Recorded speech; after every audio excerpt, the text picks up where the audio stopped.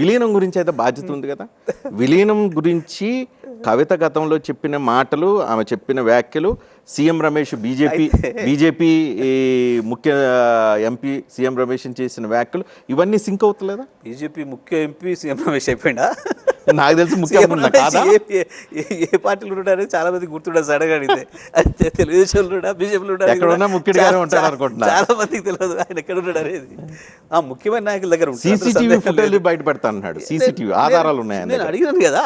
మేము కాదట్లే అదే కాదు, 6 నెలలు ఏడాది క్రితం తీసుకురా సీసీటీవీ మొత్తం నీది, 2 ఏళ్ళే తీసుకురా, నీ ఇంటికి ఏ పార్టీ నాయకులు వచ్చిపోయారు, ఎవరెవరు ఎప్పుడు వచ్చారు.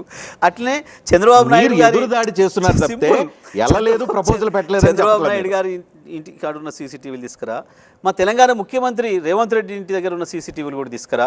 అక్కడ ఢిల్లీలో ఉన్నది కావచ్చు, ఇక్కడ ఉన్నది కావచ్చు, నువ్వు అందులో ఎన్నిసార్లు కనపడతావు ఒకసారి చూద్దాం. కరెక్ట్. మీరు ఎదురుదాడి చేస్తున్నారు తప్ప మీరు వెళ్ళారా లేదా నెంబర్ 1, ఒక్కొక్క నిమిషం వెళ్ళారా లేదా నెంబర్ 1, విలీన ప్రతిపాదన చెప్పారా లేదా నెంబర్ 2, నెంబర్ 3 కవితను కనుక వదిలిపెడితే, కవితను కనుక కేసులు లేకుండా వదిలిపెడితే అవుట్ రైట్ గా మీ పార్టీలో విలీనం అయిపోతే ప్రపోజ్ పెట్టిన మాట.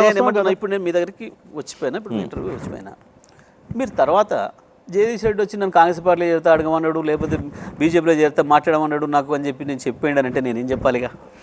అంతేనంటారా? అంత సింపుల్గా తీసుకోవచ్చు, అంత సింపుల్ అంతే కదా. మరి అట్లా అబద్ధాలు మాట్లాడితే ఎవడేం చేస్తాడు? కలవటం అనేది సహజమైన విషయం. నేను ఏమంటున్నా, నేను కూడా పోయినా అంటున్నాను. నేను సీఎం రమేష్ ఇంటికి నేను కూడా పోయినా.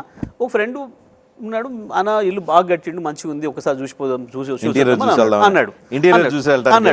అంటే నేనన్నా నాకు పెద్ద పరిచయం లేదన్న. లేదు ఆయనే ఫోన్ చేస్తాడని చెప్పేసి ఆయనే ఫోన్ చేసాడు, ఒకసారి రండి అని అన్నాడు. పోయినాం, వచ్చినాం, చూసినాం, లంచ్ ఏదో డిన్నర్ చేసినాం, వచ్చినాం. అట్లా చాలామంది పోయారు. నేను ఏమంటున్నా, ఢిల్లీలో పార్టీల పంచాయతీలు తక్కువగా ఉంటాయి. అవునవును. కమ్యూనిస్టు బీజేపీ నాయకులకు కూడా అక్కడ పంచాయతీలు ఉండవు.